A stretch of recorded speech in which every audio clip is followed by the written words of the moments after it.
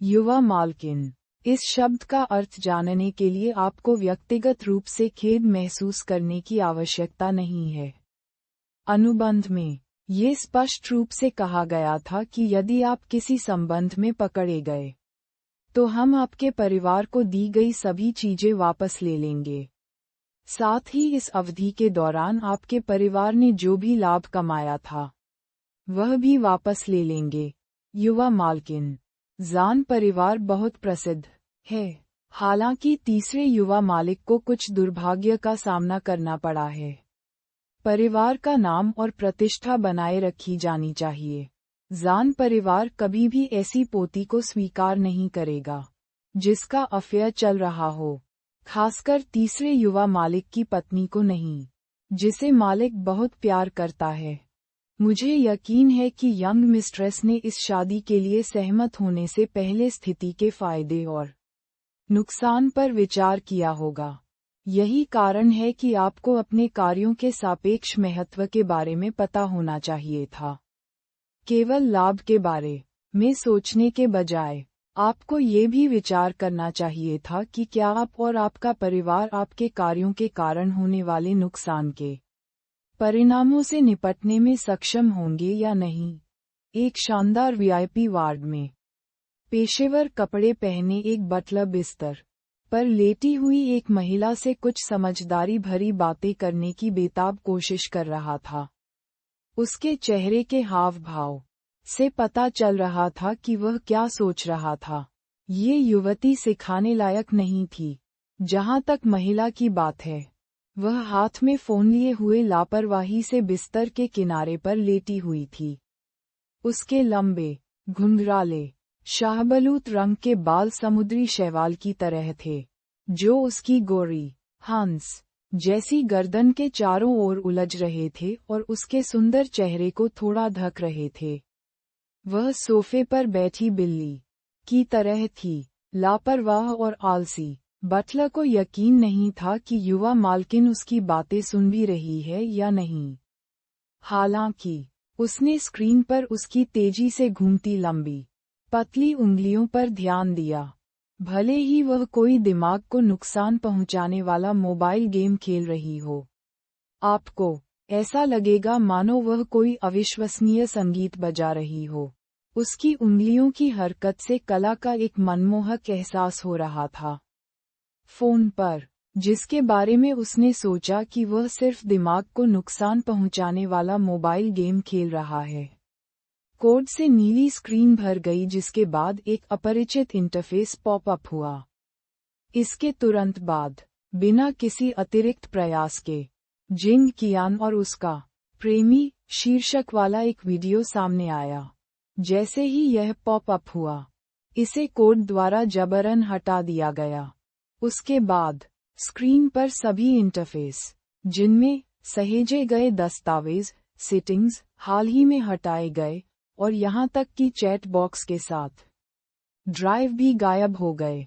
उनमें से कोई भी अनियंत्रित कोड द्वारा जबरन हटाए जाने से बच नहीं सका। टेक्स्ट, ध्वनि संदेश और वीडियो सहित वीडियो से संबंधित सभी चीजें हटा दी गई थीं। ऐसा करने के बाद महिला ने फोन बिस्तर पर फेंक दिया और बटलर की ओर देखा। उसकी आंखें सुंदर और स्पष्ट थीं, लेकिन साथ ही आलस्य और भ्रामक आकर्षण की भावना से भरी हुई थीं। महिला के होठों का कोना थोड़ा ऊपर उठ गया, और जैसे ही नर्म, लाल होंठ खुले, एक धारा की तरह स्पष्ट और हल्की आवाज निकली। साथ ही एक खींची आवाज जिसने उसे आलसी बना दिया और मोहक।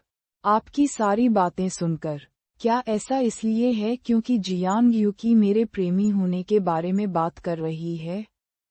बटलर जू, जब से मैं उठा हूं तब से लेकर अब तक, आप पिछले 15 मिनट से किसी और चीज के बारे में बात नहीं कर रहे हैं। क्या आपके पास उसके दावे का समर्थन करने के लिए कोई सबूत है? बटलर जू का चेहरा काला पड़ गया। क्या वह सुबह से पहले मोती ढाल रहा था? युवा मालकिन, जब मिस जियांग जा रही थी, उसने मुझे बताया कि उसके पास एक वीडियो है। वह इसे बाद में मास्टर को दिखाएगी। ओह, उससे उसका क्या तात्पर्य था? महिला परेशान नहीं लग रही थी। कोई उसका वर्णन इस वाक्यांश से भी कर सकता है कि मरे हुए सूअर उबलते पानी से नहीं डरते। बटलर जू का चेहरा काला पड़ गया जब उसने उससे कहा, युवा मालकिन, सिर्फ इसलिए कि आप वह पोती हैं जिसे मास्टर जान ने खुद चुना है, इसका मतलब यह नहीं है कि वह आपको इस स्थिति में बंधन से मुक्त कर देगा। हमारा तीसरा युवा मास्टर उसका पसंदीदा है और किसी को भी उसे नुकसान पहुंचाने की अनुमति नहीं है। अगर उसे यकीन है कि आप गलत हैं, तो मास्टर जान आपको कभी माफ नहीं करेगा। इसलिए मैं आपको सलाह दे रहा हूँ, बस मुझे सच बताओ, क्या आपका कोई प्रेमी है? यदि यह सच है, मुझे बताएं और मैं मदद कर सकता हूँ। जब उसने बटलर जू को चेहरे पर इतने गंभीर भाव के साथ बकवास करते देखा, तो महिला हंसने के अलावा कुछ नहीं कर सकी। जिस क्षण वह हंसी, वह स्वयं चौंक गई। उसका अवसाद, जब उन्होंने अदला बदली की तो क्या वह इससे उबर गई थी? यह महसूस करने के बाद कि क्या हो रहा था, वह महिला जिसने अपने पुनर्जन्म के बारे में ज्यादा परवाह नहीं की थी, सब कुछ त्यागने और छोड़ने के लिए तैयार थी। उसने उसी समय अपनी नई पहचान को महत्व देने का फैसला किया। चूंकि वह अब उदास नहीं थी और उसके मन में कोई आत्मघाती विचार नहीं थे, जीवन वास्तव में बहुत अच्छा था। उसकी नई पहचान जिंग कियान नामक एक महिला की थी, जिसका विवाह झान परिवार के लकवाग्रस्त तीसरे युवा स्वामी झान लिचुआन से हुआ था। चूंकि उसका बाजी तारांकन उससे मेल खाता था, इसलिए उन्होंने उसके परिवार को 100 मिलियन युआन दिए और उसे अपनी पत्नी के रूप में ले आए। उन्होंने उससे ये भी वादा किया था कि जब तक वह जान लिचुआन के प्रति वफादार रहेगी, वे उसे हर साल अतिरिक्त 100 मिलियन युआन देंगे। हालांकि अगर वह अपने युवा मालिक को धोखा देते हुए या किसी भी तरह से धोखा देते हुए पकड़ी गई, तो जहान परिवार उसे दिए गए सभी पैसे वापस ले लेगा। साथ ही उस पैसे के परिणामस्वरूप इस दौरान हुआ कोई भी लाभ वापस ले लेगा। उसकी शादी को केवल 3 हफ्ते ही हुए थे और पहले ही वह अपने प्रतिद्वंद्वी प्रेमी के जाल में फंस गई थी, जिसके पास उसके तथाकथित प्रेमी के साथ फोन पर बात करते हुए एक वीडियो था। हालांकि वह प्रेमी वास्तव में उसका पूर्व प्रेमी था।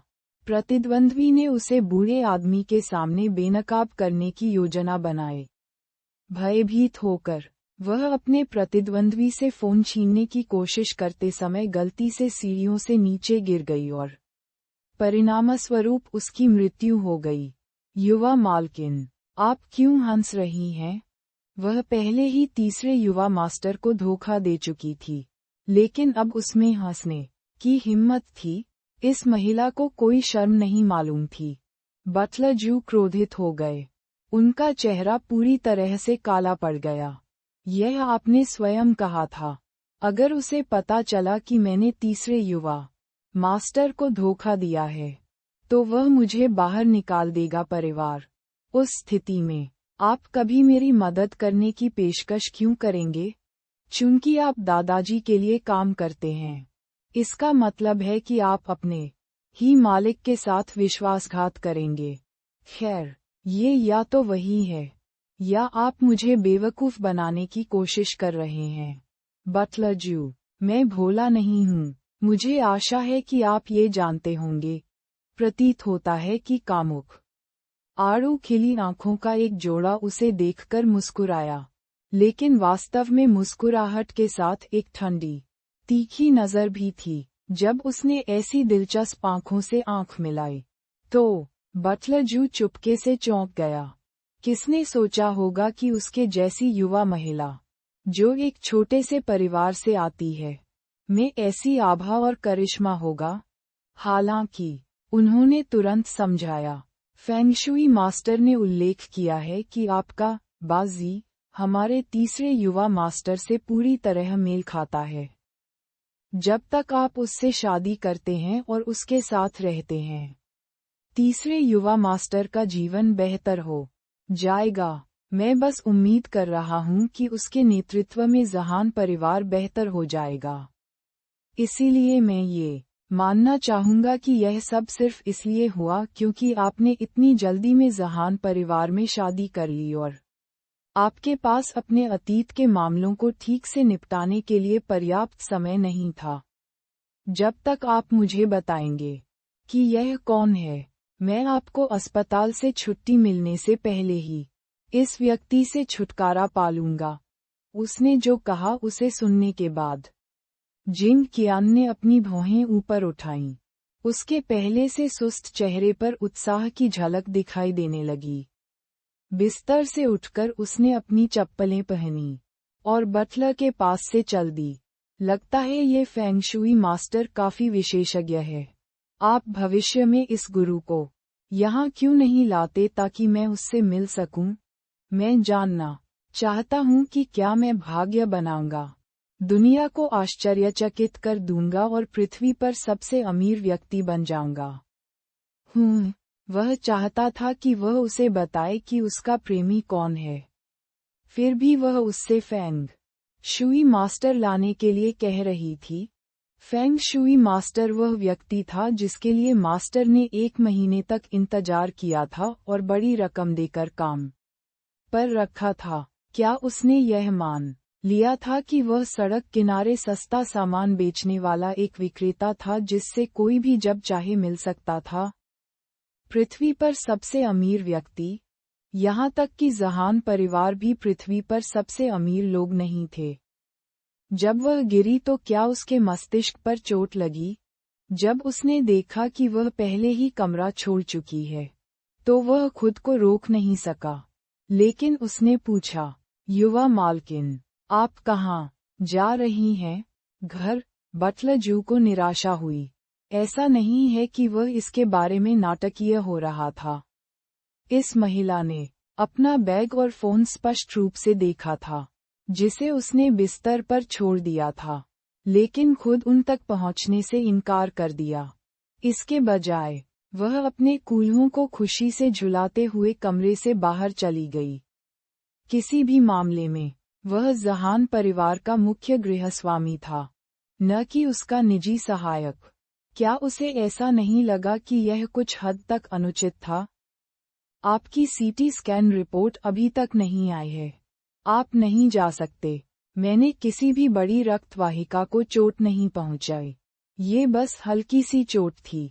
बस एक अच्छा आराम ही आवश्यक है।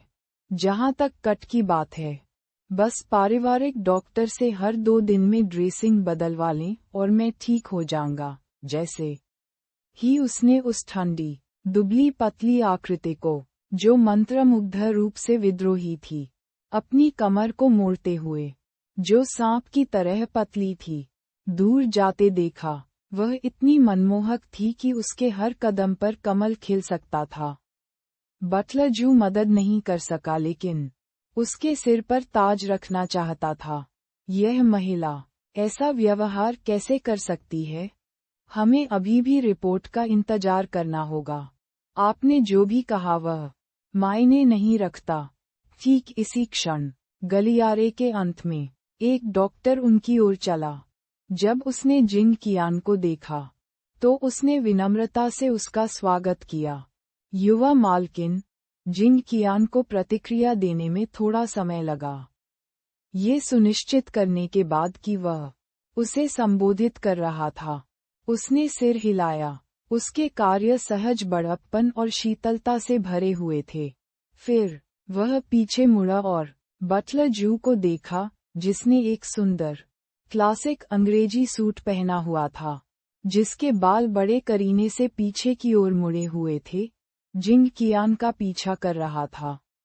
वह अपने कंधे पर एक बैग ले जा रहा था जिस पर एक बड़ा लोगो लगा हुआ था, जैसे कि वह चिंतित था कि किसी को पता नहीं चलेगा कि यह एक सीमित संस्करण चैनल था।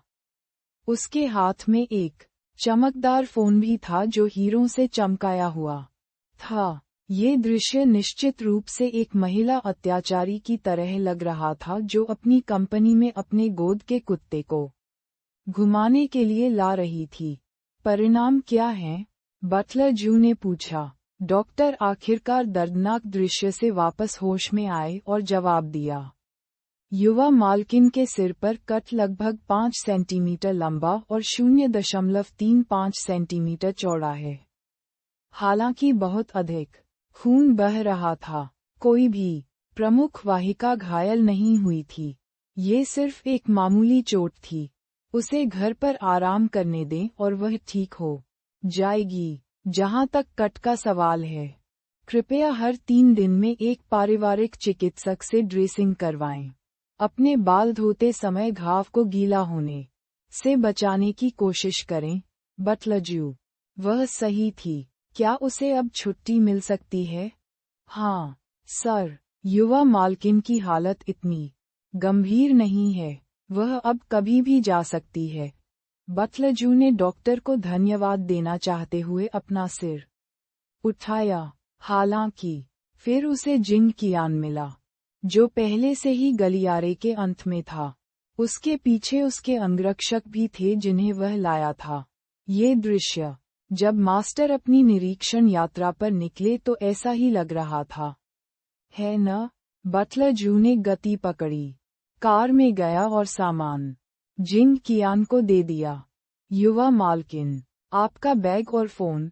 जब उसने देखा कि चीजें उसके स्वाद के अनुरूप नहीं हैं, तो जिंग कियान ने घृणा भरी दृष्टि से देखा और कहा, अभी उन्हें अपने पास रखें। बाद में उन्हें मुझे वापस कर देना। जरूर, युवा मालकिन। जो आपने पहले कहा था वही डॉक्टर ने भी मुझे बताया था। क्या आप दवा के बारे में 1 या 2 बातें जानती हैं? उद्धरण चिन्ह। नहीं, जिंग कियान ने तुरंत इनकार कर दिया। फिर तुम्हें अपनी हालत के बारे में कैसे पता चला? मैंने इसे ऑनलाइन खोजा। आपने अपना परिणाम स्वयं खोजा?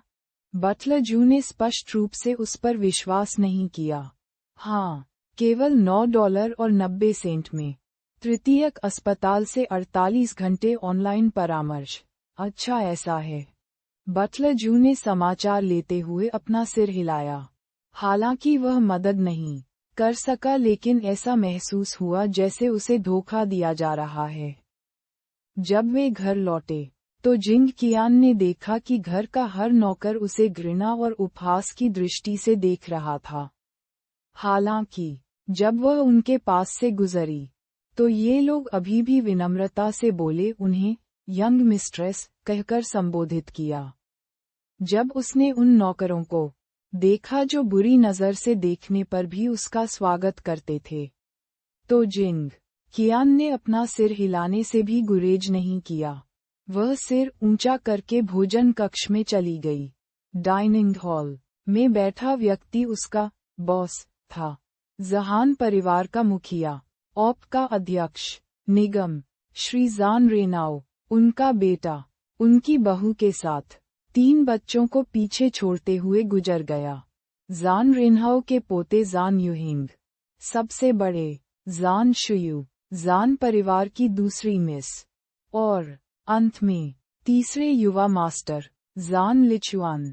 इस समय पहले युवा मास्टर जान युहिंग बाईं ओर बैठे थे, जबकि मिस जियांग यूकी, जिनके पास वीडियो था, बूढ़े व्यक्ति के दाईं ओर बैठी थीं। जहां तक दूसरी कुमारी जान शुयू की बात है, वह अभी तक घर पर नहीं थी। जिंग कियान उनमें से किसी के भी करीब नहीं रहना चाहती थी, इसलिए उसने एक सीट चुनी जो बूढ़े व्यक्ति के सामने थी। दादाजी। बैठने के बाद जिंग कियान ने सबसे विनम्र तरीका अपनाया जो वह सोच सकती थी और अपने बॉस का अभिवादन किया। जियांग युकी ने देखा कि जिंग कियान डरा हुआ नहीं लग रहा था। उसने यहाँ तक कि नाटक भी किया और एक ऐसी सीट चुनी जो दादाजी के ठीक सामने थी। ऐसा लग रहा था मानो वह उन तीनों से लड़ने जा रही हो। जियांग युकी उपहास करने के अलावा कुछ नहीं कर सकी। जिंग कियान ने तौलिए से अपने हाथ साफ करते हुए कहा, आप अपनी उस हंसी से क्या कहना चाह रही हैं, मिस जियांग? क्या आप खाने से पहले अपने हाथ नहीं धोती हैं? जब जियांग यूकी ने जिंग कियान का सवाल सुना तो गलती से उसका गला रुंध गया। जैसे ही उसने जिंग कियान को फूलों की तरह सुंदर अपने ईर्ष्यालु हाथों को साफ करते हुए देखा, उसके दिल में विनाश की भावना पैदा हो गई। फिर उसने चेहरे पर व्यंग्यात्मक मुस्कान के साथ उत्तर दिया, जिंग कियान, क्या तुम नहीं जानते कि मैं तुम पर क्यों हंस रहा हूँ? क्या तुम पहले से ही भूल गए हो कि आज दोपहर को क्या हुआ था? या शायद तुम अपने सिर की चोट का फायदा उठाने जा रहे हो और मुझे बता रहे हो कि तुमने वास्तव में अपनी यादें खो दी हैं। क्या तुम्हें यकीन है कि तुम्हें वह सब कुछ याद नहीं है जो पहले हुआ था? जैसे ही जियांग यूकी ने अपना बड़ा मुंह खोला, उसने जिंग कियान द्वारा इस्तेमाल किए जा सकने वाले सभी बहाने बंद कर दिए। जो कुछ हुआ उसके बाद उसे विश्वास नहीं हुआ कि यह कुतिया जो दूसरों की मदद करते हुए उनकी मदद कर रही थी, वह अभी भी जान परिवार में रह सकती है। जिंग कियान थोड़ा मुस्कुराया और कहा, ओह, मुझे आपको निराश करना होगा, मिस जियांग। मुझे बस मामूली चोट लगी है। किसी भी प्रमुख जहाज को चोट नहीं पहुंची है, और निश्चित रूप से मेरी याददाश्त नहीं खोई है। जियांग यूकी ने व्यंग्य किया। मुझे निराश करो, मैं निराश क्यों होऊंगा? दोपहर में क्या हुआ था ये याद न रखने के कारण आपसे निराश हूँ। चूंकि तुमने अपनी याददाश्त नहीं खोई है और दादाजी यहाँ हैं, तो तुम हमें ये स्पष्टीकरण क्यों नहीं देते कि दोपहर में क्या हुआ था? जिंग कियान ने सूप का एक घूंट लिया और फिर मास्टर जान को शांति और लापरवाही से देखा।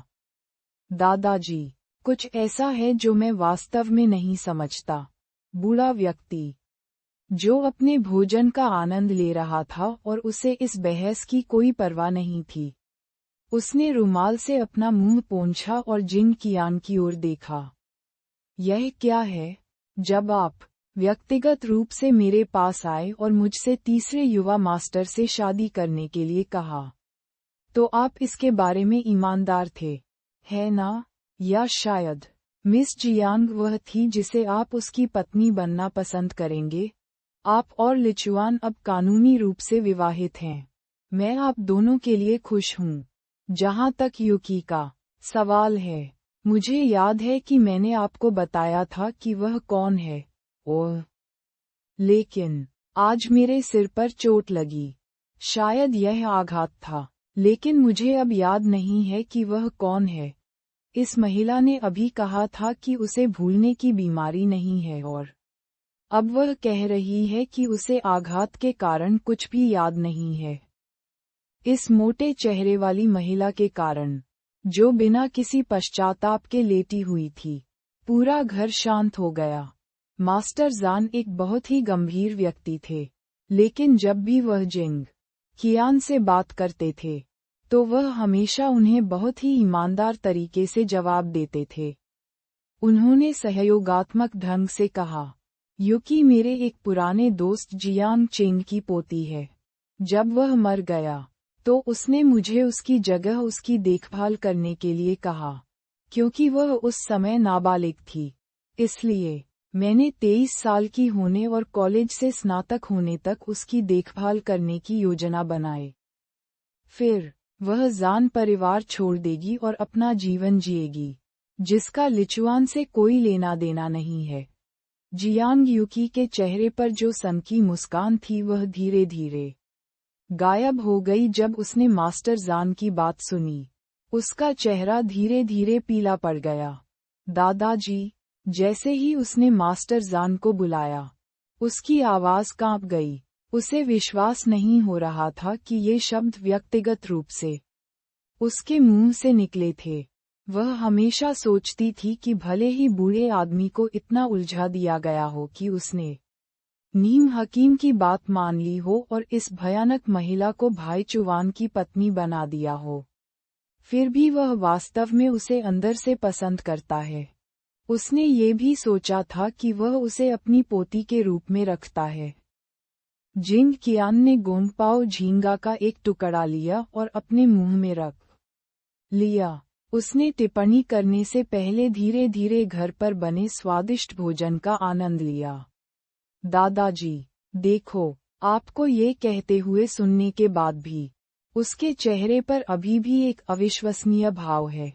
अगर वह विश्वास नहीं करती कि उसके पालक माता पिता क्या कह रहे हैं, तो क्या आप वास्तव में सोचते हैं कि वह अभी भी अपनी जगह याद रखेगी और जब आप आसपास नहीं होंगे तो वह अपना काम करेगी?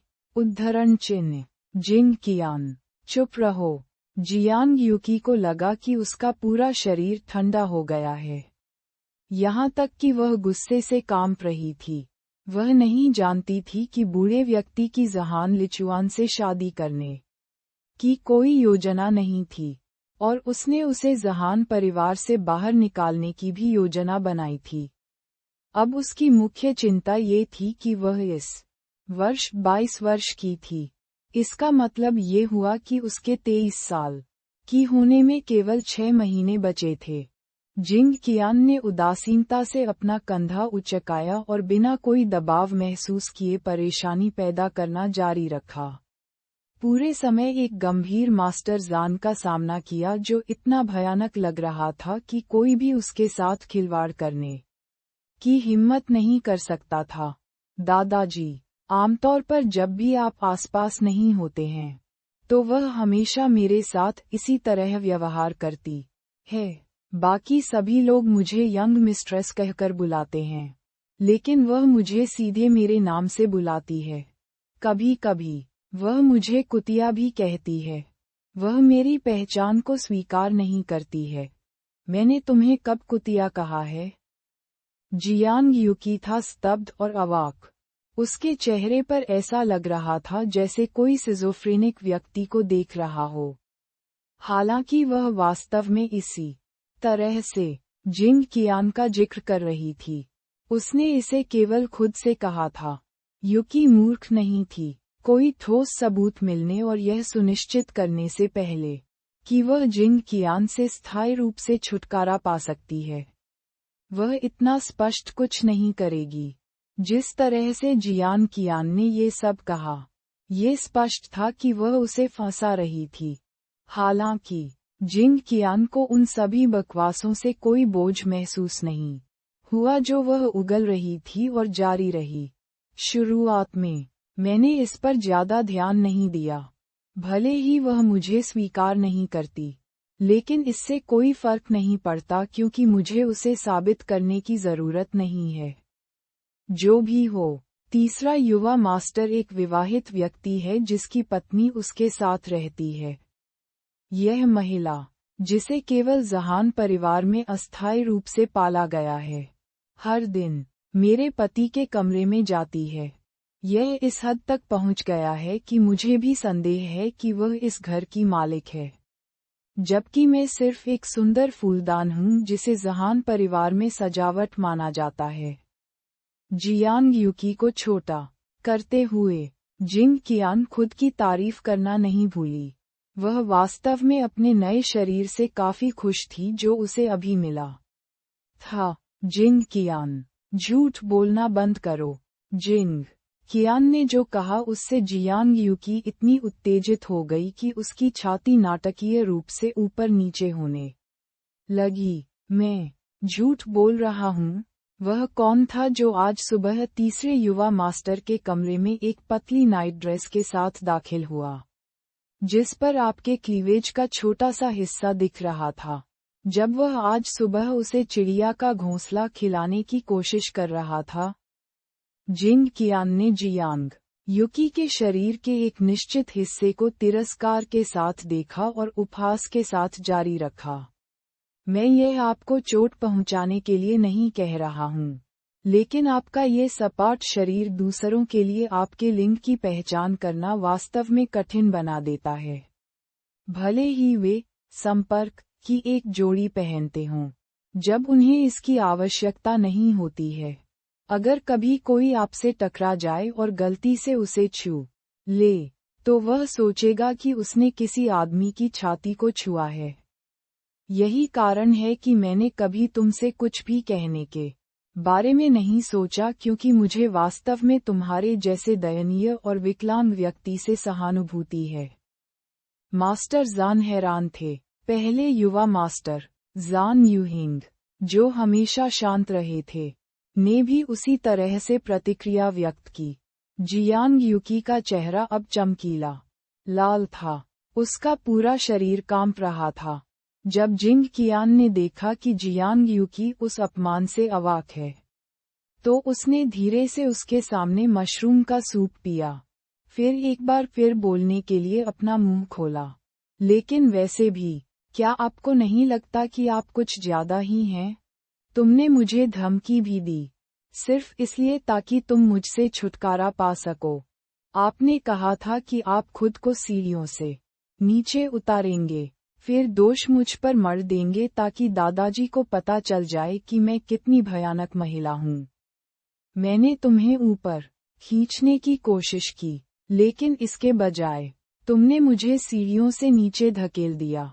क्या आपने सच में सोचा था कि अगर मैं सीढ़ियों से नीचे गिरने से मर जाऊं, तो आप मेरी प्रतिष्ठा को बर्बाद कर देंगी और फिर जहान परिवार की अगली असली युवा मालकिन बन जाएंगी?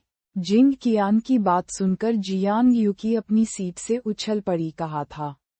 वह गुस्से से चिल्लाई, जिंग कियान, तुम बेहद झूठे हो। क्या तुमने सच में सोचा था कि मैं तुम्हें बिना किसी सबूत के बदनाम कर दूंगी? तुम्हें लगता है कि दादाजी वास्तव में उन सभी झूठों पर विश्वास करेंगे जो तुम उगल रहे हो? फिर वह जल्दी से मास्टर जान के पास चली गई और नाराजगी भरे स्वर में बोली, दादाजी, मैं आज दोपहर को जो कुछ हुआ उसके बारे में सच बता रही हूँ। मैंने जिंग कियान को अपने प्रेमी से जान परिवार के संसाधनों का लाभ उठाने के बारे में बात करते हुए स्पष्ट रूप से सुना। उसने उससे वादा किया कि वह उसकी मदद से एक प्रसिद्ध अभिनेता बनेगी। जिंग कियान ने अपने प्रेमी के लिए चीजें भी खरीदी। मेरे पास इसकी एक रिकॉर्डिंग है, सुनो। वह इस रिकॉर्डिंग को हटाने की कोशिश कर रही थी। तभी वह लड़खड़ा गई और हम लड़ रहे थे। सीढ़ियों से नीचे गिर गया। जैसे ही वह बोल रही थी, जियांग यूकी ने मास्टर जान को अपने द्वारा लिया गया वीडियो दिखाने की कोशिश करने के लिए अपनी स्क्रीन को अनलॉक कर दिया। जिंग कियान ने जियांग यूकी को नजरअंदाज करते हुए एक ठंडी हंसी छोड़ी और वह सुरुचिपूर्ण ढंग से अपने भोजन का आनंद लेती रही। ये कहाँ गया? यह अजीब है। वीडियो कहाँ है? क्या क्या हो रहा है? ये यहीं था। जैसे ही जियांग यूकी ने अपने फोन पर वीडियो खोजा तो उसका चेहरा हरा हो गया।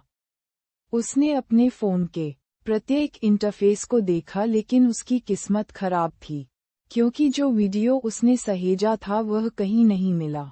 वीडियो हवा में गायब हो गया था। आप फैशन डिजाइन का अध्ययन कर रहे हैं, मैंने सुना है। क्या ऐसा इसलिए था क्योंकि आपको एहसास हुआ कि आप अभिनय के लिए बहुत बदसूरत हैं और आपने इसे छोड़ने का फैसला किया है? आपके अभिनय कौशल और आपके समर्थन में जहान परिवार के संसाधनों के साथ मुझे पूरा विश्वास है कि आप अगला ऑस्कर जीत सकते हैं। एक अभिनेत्री बनने के लिए आपका अत्यधिक सुंदर होना जरूरी नहीं है। आप जानते हैं, आप ऑडिशन के लिए क्यों नहीं जाते? मुझे पूरा यकीन है कि ऐसे निर्देशक होंगे जो सेट पर ऐसी प्रतिभाशाली अभिनेत्री की सराहना करेंगे। जिंग कियान, यह आप ही थे, है ना? आपने ही मेरा वीडियो डिलीट किया था। आप सही कह रहे हैं, वह मैं ही था। मैं अपने प्रेमी से बात कर रहा था और आपने ये सब रिकॉर्ड कर लिया। क्रोधित होकर मैंने तुमसे झगड़ा करने का निश्चय किया और फिर सीढ़ी से नीचे गिरकर अपना सिर फोड़ लिया। जब मैं अपने सिर की चोट के कारण अस्पताल में था, मैंने पाया कि किसी ने आपके फोन को हैक कर लिया और आपकी सभी रिकॉर्डिंग हटा दी।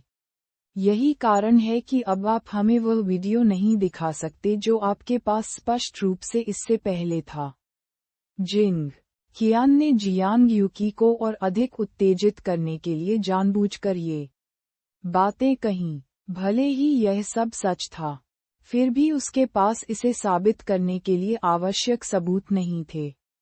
इससे कोई फर्क नहीं पड़ता कि यह सच था या नहीं। एक बुद्धिमान व्यक्ति को पहले ही एहसास हो गया होगा कि क्या हो रहा है। हालांकि जियांग यूकी के मामले में ऐसा नहीं था। उसकी आंखें चौड़ी हो गईं और उसका पूरा चेहरा गुस्से से लाल हो गया और वह चिल्लाने लगी, तो यह तुम ही थे। जिंग कियान को नहीं पता था कि इस पर क्या प्रतिक्रिया देनी है। इस महिला के दिमाग को खच्चर ने कम से कम 3 बार लात मारी होगी। जियांग यूकी फिर पलटी और मास्टर जान से चिल्लाई, दादाजी, क्या आपने सुना कि उसने क्या कहा? उसने इसे स्वीकार किया। वह ये थी जान यूहिंग, जो बगल में बैठा था। अब और बर्दाश्त नहीं कर सका और उसने अपनी चॉपस्टिक भी नीचे रख दी। इससे पहले मैंने हमेशा सोचा था कि जब बुद्धिमत्ता की बात आती है तो जिंग कियान और जियांग यूकी एक ही स्तर पर नहीं होते हैं। आज वे अभी भी समान स्तर पर नहीं थे, लेकिन ये जिंग कियान ही था जिसने एकतरफा रूप से जियांग यूकी को कुचल दिया। यह मामला यहीं खत्म हो जाएगा। अब किसी को इसका जिक्र करने की इजाजत नहीं है। मास्टर जान भी इससे थक गए और उन्होंने तुरंत बातचीत बंद कर दी। जियांग यूकी ने अपनी विशाल आंसुओं से भरी आंखों से उसे देखा। उसका चेहरा अविश्वास और अपमान से भर गया। क्यों दादाजी, क्यों? उसने पहले ही स्वीकार कर लिया था कि यह वही थी। मुझे चुप रहने के लिए कहने के बजाय आप उसे दंडित क्यों नहीं करते? क्या वह कोई महिला नहीं थी जिसके पास बाजी था, जो भाई चुवान से मेल खाता था? उसे जान परिवार में खुद को प्रदर्शित करने का अधिकार किसने दिया? वह वही थी जिसने भाई चुवान को धोखा दिया था। जियांग यूकी इस पर अपना ध्यान केंद्रित नहीं कर सकी। उसके चेहरे के अलावा, जो एक लोमड़ी की तरह सुंदर था, जिंग कियान के पास और क्या था? हालांकि मास्टर जान अब इस मामले पर चर्चा जारी नहीं रखना चाहते थे। यूकी, जब लिचुआन की शादी नहीं हुई थी तो मुझे उसके साथ आपकी निकटता पर कोई आपत्ति नहीं थी। लेकिन अब जब वह शादीशुदा है और जिंग कियान उसकी पत्नी है, तो मुझे उम्मीद है कि आप एक अतिथि के रूप में अपनी भूमिका का पालन करेंगे। लिचुआन और उसकी पत्नी के बीच आने की कोशिश करना बंद करें। यह कोई ऐसी चीज नहीं है जिसे मैं भविष्य में देखना चाहूंगा। उसके चेहरे पर आंसू मजबूती से लटक गए। वह बूढ़े आदमी को एकटक देखती रही। अब रोने में सक्षम नहीं थी। ये पहली बार था जब मास्टर जान ने उससे इतनी बेपरवाही से बात की थी। भले ही जियांग यूकी का दिल मास्टर जान की समझ से तीव्र दुख और असंतोष से भरा था। वह जानती थी कि वह अब इसके बारे में एक और शब्द नहीं कह सकती। यदि वह जारी रही, तो संभवतः वह योजना से पहले ही उसे घर से बाहर निकाल देगा।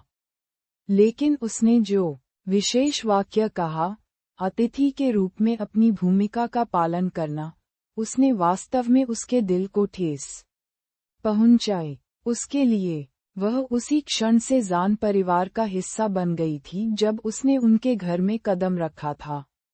जब वह 17 साल की थी, तब उसे भाई चुवान से प्यार हो गया। अब भी, जब वह चतुर्भुज हो गया था, तब भी ऐसा कोई क्षण नहीं था जब उसने उसे नापसंद किया हो। वह खुद को भाग्यशाली मानती थी कि उसे लकवा मार गया था, क्योंकि भाई चुवान जैसे प्रतिभाशाली व्यक्ति ने कभी भी उसकी ओर अपना ध्यान नहीं दिया होगा। उसने पहले ही खुद को इस स्तर तक गिरा लिया था। तो दादाजी यह क्यों नहीं देखेंगे कि वह कितनी अच्छी थी? वह एक आदर्श महिला बनने के लिए कड़ी मेहनत कर रही है।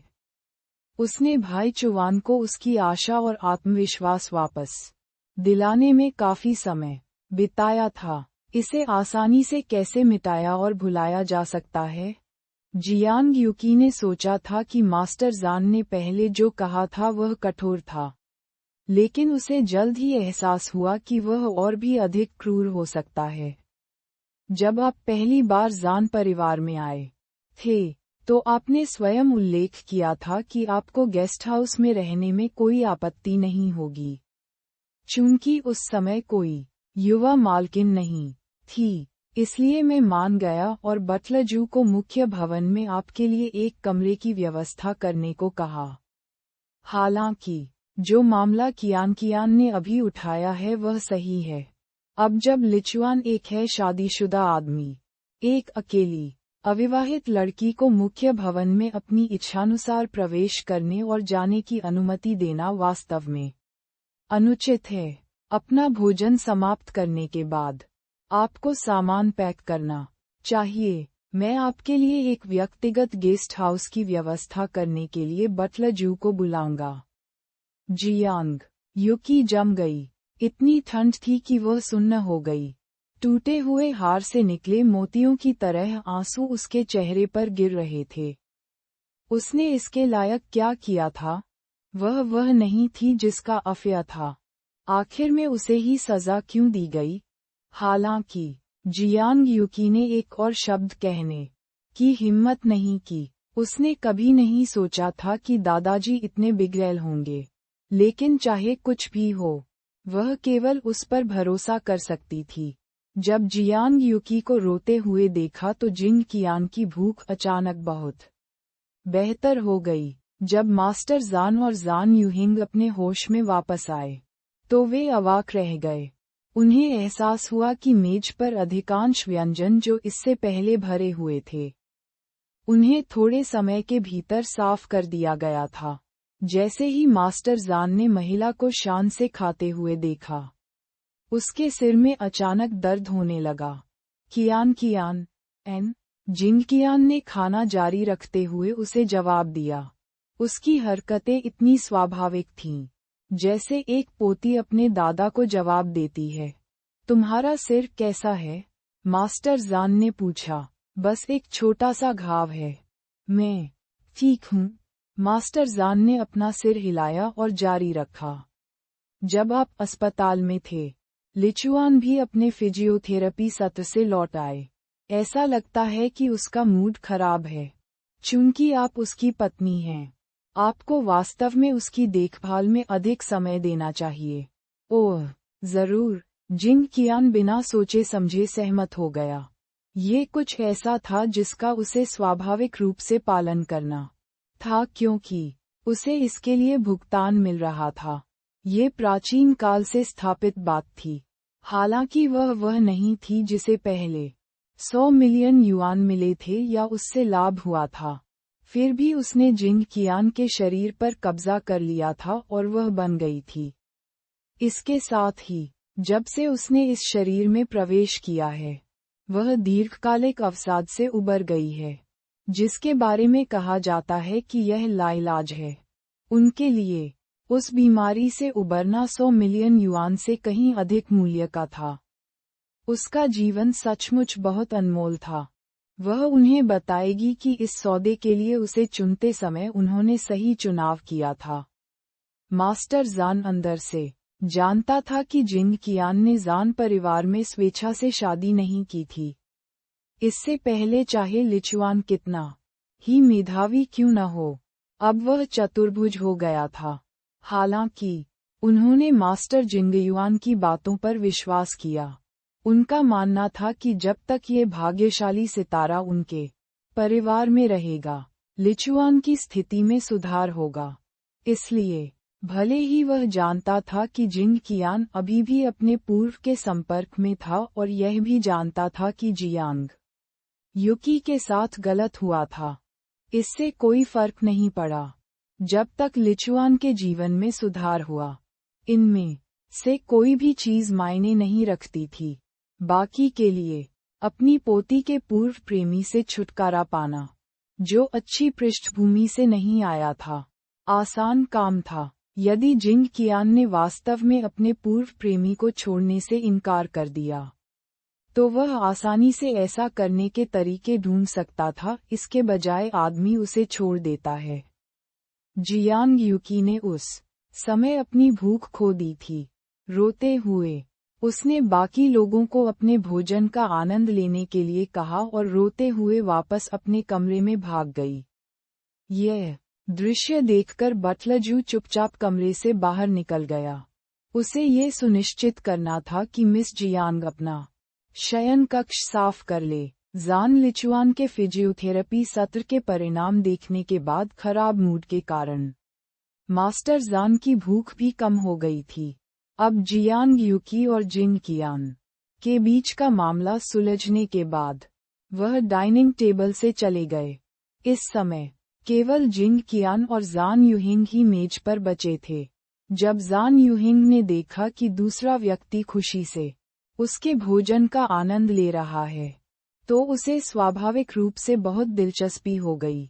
लगता है आज आपको बहुत भूख लगी है भाभी, जिंग कियान ने खाना जारी रखा और उसने जवाब दिया, मुझे हमेशा अच्छी भूख लगती है।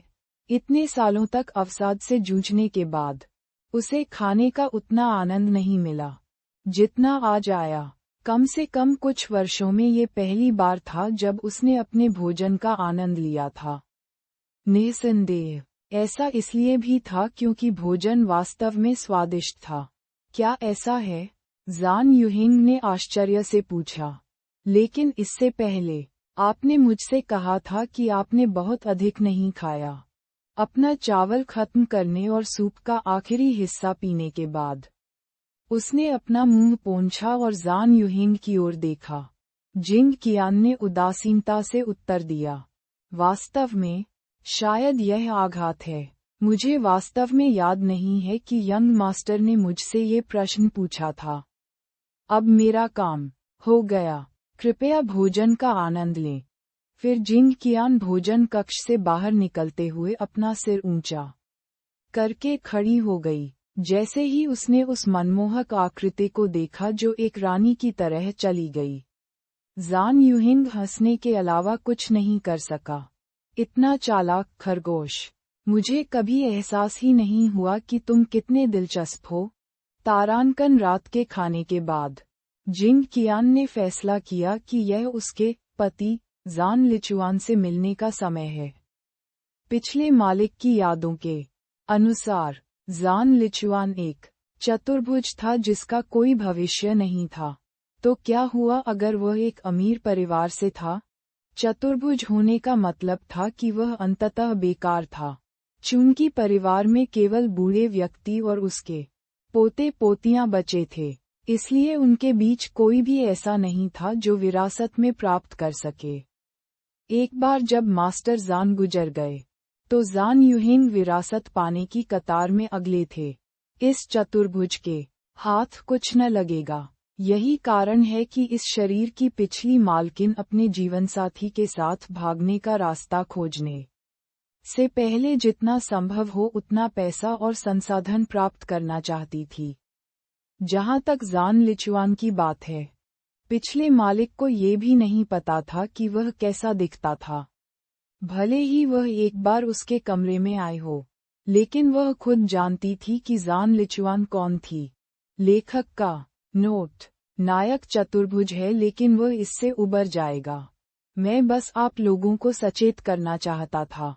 उसे अविश्वसनीय रूप से प्रतिभाशाली और सुंदर के रूप में वर्णित करना निश्चित रूप से अतिशयोक्ति नहीं होगी। वह ऐसा व्यक्ति था जो उत्कृष्ट व्यक्तियों की भीड़ के बीच भी तुरंत खड़ा हो सकता था। किसी को उम्मीद नहीं थी कि यह चमकीला तारा अब चतुर्भुज हो जाएगा। सौभाग्य से वह उनसे मुलाकात हुई थी। चूंकि उसे जहान परिवार में शादी करने के लिए भुगतान किया गया था, इसलिए वह अपना सर्वश्रेष्ठ प्रदर्शन करेगी। उसके लिए उसकी असली पत्नी बनना असंभव होगा, लेकिन जहान परिवार छोड़ने से पहले वह उसका इलाज करने की पूरी कोशिश करेगी। उनके कमरे जुड़े हुए थे, लेकिन एक दूसरे को परेशान करने से रोकने के लिए वे आमतौर पर जुड़ने वाले दरवाजे बंद कर देते थे। जिंग कियान पिछले मालिक की याददाश्त का उपयोग करके अपना कमरा ढूंढने में कामयाब रही। कमरे में देखने के बाद, जो उसकी शैली के अनुरूप नहीं था, उसने रुचि खो दी और चली गई। उसके शयन कक्ष के ठीक बाहर 1000 वर्ग फुट से अधिक की एक विशाल छत थी, और पास में एक बड़ा, सुंदर अनंत पूल था। इसके अलावा पूरी बालकनी हरियाली से घिरी हुई थी, जिससे देखने में एक सुंदर और दिलचस्प दृश्य बन रहा था।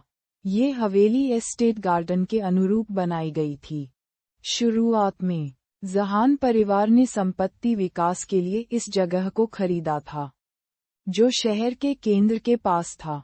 हालांकि जब मास्टर जान ने देखा कि जान लिचुआन को ये जगह पसंद है, तो उन्होंने 200 एकड़ जमीन अपने पास रख ली और इसे जान परिवार के लिए एक हवेली में बदल दिया। एच शहर में, जहां हर इंच जमीन सोने की थी और यहां तक कि वरिष्ठ सफेदपोशों को भी एक बेडरूम का स्वीट खरीदना मुश्किल लगता था, इस हवेली ने दिखाया कि जहान परिवार वास्तव में कितना भरा हुआ था। जहां तक उसे याद है, हवेली को 12 खंडों में विभाजित किया गया था। प्रत्येक में एक अनूठी उद्यान शैली थी। मास्टर जान के पसंदीदा पोते के रूप में जान लिचुआन की छत पर डिजाइन और निर्माण काफी श्रमसाध्य था। चूंकि उनके कमरे जुड़े हुए थे, वे एक ही बालकनी में रहते थे। जैसे जैसे वह जान लिचुआन के कमरे के करीब पहुंची, उसने देखा कि अनमोल ऑर्किड की संख्या भी बढ़ गई है। यहाँ तक कि जान लिचुआन के कमरे के ठीक बाहर दर्जनों घोस्ट ऑर्किड भी रखे हुए थे। ऑर्किड की यह प्रजाति पृथ्वी पर पाए जाने वाली सबसे दुर्लभ प्रजातियों में से एक थी। पेशेवर वनस्पतिशास्त्रियों के बीच भी ये ऑर्किड अमूल्य खजाने थे। उनमें से केवल एक की कीमत बहुत अधिक होगी। ये देखकर कि यह स्थान उनसे कैसे घिरा हुआ था, जैसे कि उन्हें मुफ्त में हासिल किया गया हो, कोई ये देख सकता था कि मास्टर जान अपने पोते से कितना प्यार करते थे। हालांकि बालकनी को देखने के बाद, जो ऐसी लग रही थी जैसे ये किसी परी कथा के राजकुमार के लिए बनाई गई हो, जिंग कियान की आंखों में एक सार्थक दृष्टि चमक उठी। फिर उसने जैन लिचुआन के कमरे की ओर जाने वाले कांच के दरवाजे को धक्का देकर खोल दिया। दरवाजा पूरी तरह से बंद नहीं था, इसलिए जिंग कियान आसानी से अंदर जा सका। चतुष्कोणीय होने के बावजूद उनके बिस्तर के बगल में अभी भी बहुत सारे उच्च तकनीक वाले गैजेट थे। अपने सिर के ऊपर चुंबकीय बकल को देखकर जिंग कियान ने अनुमान लगाया कि यह स्मार्ट सेंसर वाला कोई हाईटेक गैजेट था। हालांकि उसे गैजेट्स को ठीक से देखने का मौका नहीं मिला, क्योंकि एक बार जब वह अपने बिस्तर के सामने खड़ी हुई, तो उस पर लेटे हुए आकर्षक दिखने वाले आदमी को देखकर उसका ध्यान जल्द ही भटक गया। अच्छे लुक की सराहना करने वाले व्यक्ति के रूप में जिंग कियान ने जान लिचुआन की उपस्थिति को मंजूरी दे दी। उनके चेहरे की गहरी विशेषताएं तेज और परिभाषित थीं। ऊंची नाक और पतले होंठ जो एक साथ कसकर दबे हुए थे। वह गर्म रोशनी उसके चेहरे पर चमकने उस ठंड, डराने वाले एहसास को धो दिया था जो कभी था। केवल बीमारी और कमजोरी का निशान रह गया था। जैसे ही जिंग कियान ने उस आदमी को देखने में अपना समय लगाया, फिर भी वह कितना अच्छा दिख रहा था उससे आश्चर्यचकित थी। जान लिचुआन की आंखें, जो पहले कसकर बंद थीं, अचानक खुल गईं। उसकी काली काली आंखें दलदल की तरह काली थीं। उनकी भंवर जैसी गहराइयां लोगों को अथाह दलदल में खींचने में सक्षम लगती थीं। भले ही वह इस समय बिस्तर पर कमजोर रूप से लेटा हुआ था, उस क्षण जो अभिमानी आभा प्रकट हुई वह एक लुभावने दबाव के साथ आए। जिंग कियान को ऐसा लगा मानो कोई तेज ब्लेड उसके आर पार हो गया हो। यदि यह पूर्व जिंग कियान होता, तो वह देखते ही उछल पड़ती। हालांकि उसके सामने जो खड़ा था वह एक अलग व्यक्ति था। उसने जैन लिचुआन को एक दोस्ताना मुस्कान देते हुए कहा, तुम जाग रहे हो? मुझे लगता है कि तुमने अभी तक रात का खाना नहीं खाया है। क्या तुम्हें भूख लगी है? जैसे ही कमरे के अंदर से आवाज आई, लिविंग रूम की रखवाली कर रहे दोनों अंगरक्षक बेडरूम के अंदर भाग गए। जब उन्होंने देखा कि यह जिंग कियान था, तो वे बेहद आश्चर्यचकित हुए। युवा मास्टर, हम क्षमा चाहते हैं। हमने नहीं सोचा था कि युवा मालकिन दूसरे दरवाजे से आ जाएगी। हर कोई जानता था कि जिंग कियान का कमरा जान लिचुआन के कमरे से जुड़ा हुआ था, लेकिन पिछले 3 हफ्तों से उसने एक बार भी यंग मास्टर के कमरे में कदम नहीं रखा था। यही वजह थी कि गार्डों ने बालकनी की रखवाली करने की जहमत नहीं उठाई। इसके बजाय उन्होंने लिविंग रूम की सुरक्षा की, ताकि जियांग यूकी अपने यंग मास्टर को सभी प्रकार के हास्यास्पद बहानों से परेशान न कर सके। किसी को उम्मीद नहीं थी कि आज यंग मालकिन ही कमरे में घुस आएगी। जान लिचॉन ने जिंग कियान को देखा। उसने अनुमान लगाया कि इस महिला ने अवश्य ही उसके दादा से कुछ स्वीकार किया होगा, जिससे पता चलेगा कि वह जो मिशन उसे सौंपा गया था उसे पूरा करने के लिए यहाँ क्यों आ रही थी। शुरू में वह उसे जवाब देने के लिए परेशान नहीं हो सका, लेकिन जब उसने उसके चेहरे पर दोस्ताना मुस्कान देखी, तो उसे एहसास हुआ कि उसकी आंखों में अब पहले की घृणा, प्रतिरोध और परहेज से अलग नजर आ रही थी। इस बार उसकी आंखें दया से भर आईं। आकर्षक, स्पष्टता से भरी आड़ू खिली आंखों की एक जोड़ी उसे देख रही थी, जिसमें पहले की अश्लील नजर अब मौजूद नहीं है। हालांकि वह अभी भी उस मोहक एहसास को छोड़ने में कामयाब रही जो उसकी हड्डियों से आ रहा था। वह वही व्यक्ति थी, पहले जैसी ही मुस्कुराहट के साथ, लेकिन इस बार इसमें चापलूसी का एक अलग स्तर दिखा। निम्न श्रेणी और उच्च श्रेणी की चापलूसी के बीच अंतर को स्पष्ट रूप से पहचाना गया और स्पष्ट रूप से व्याख्या की गई। कोई आश्चर्य नहीं कि वह एक अभिनेत्री बन गई थी। उन्हें जितने पैसे दिए गए थे, उसके हिसाब से वह अभिनय में वाकई प्रतिभाशाली थीं। जब उसने उसके चेहरे पर उज्ज्वल, आशा भरी मुस्कान देखी, जो वसंत के दौरान सूरज की तरह थी, तो जान लिचुआन को अपने नंगे हाथों से मुखौटे को फाड़ने की इच्छा महसूस हुई। उसका भविष्य अंधकार में और बर्बाद हो गया था। उसे इस चापलूसी वाली मुस्कान की जरूरत नहीं होगी, खासकर अगर यह नकली थी। जिंग कियान जान लिचुआन को देखते हुए धीरे से जवाब दिया, मुझे भूख नहीं है। शांत आवाज विशाल शयन कक्ष में गूंज उठी। शायद ऐसा इसलिए था क्योंकि उसे बोले हुए काफी समय हो गया था, लेकिन उसकी आवाज गहरी, कर्कश थी और उसमें आलस्य का भाव भी था। साथ ही उसकी आवाज शक्तिशाली भी थी। यह एक आवाज की तरह थी जो प्राचीन नील नदी के माध्यम से यात्रा कर रही थी, क्योंकि यह अलौकिक लग रही थी, फिर भी उदासी से उलझी हुई थी। इससे एक अवास्तविक एहसास हुआ, मानो वह आकाशगंगा में बहुत दूर था जबकि वह वास्तव में उनके ठीक सामने था। जब अंगरक्षकों ने जान लिचुआन को बात करते सुना, तो उनकी आंखें चौड़ी हो गईं। ये पहला वाक्य था जो यंग मास्टर ने कुछ दिनों में बोला था। वे इससे खुश कैसे नहीं हो सकते थे? हालांकि इसके बाद जो वाकया हुआ उससे एक बार फिर वातावरण का तापमान 0 डिग्री पर आ गया। क्या आप नहीं जानते कि 4 पैर वाले व्यक्ति को भूख नहीं लगती? जान लिचुआन ने धीरे से पूछा। उसकी चमक तेज चाकू की तरह थी। इससे न केवल उसके आसपास के लोगों को चोट पहुंची, बल्कि खुद को भी चोट पहुंची। उसकी चमक एक राक्षस प्रकट दर्पण की तरह थी, जिसका उद्देश्य जिंग कियान द्वारा गढ़ी गई सही अभिव्यक्ति को तुरंत तोड़ देना था। लेकिन जब उसने सुना कि जान लिचुआन ने क्या कहा, तो जिंग कियान को कोई चिंता नहीं हुई। उसके चेहरे पर जो दोस्ताना मुस्कान थी वह अभी भी कायम थी। उसके शब्दों के बावजूद दूर नहीं हो रही थी। आकर्षक आंखों की जोड़ी चमक रही थी। उसकी आवाज नर्म लेकिन मनोरम थी और उसने जवाब दिया, किसने कहा कि एक चतुर्भुज को भूख नहीं लग सकती? आपने अपनी रीढ़ को घायल कर लिया है, जिसका मतलब है कि आपकी परिधीय तंत्रिकाएं घायल हो गई हैं।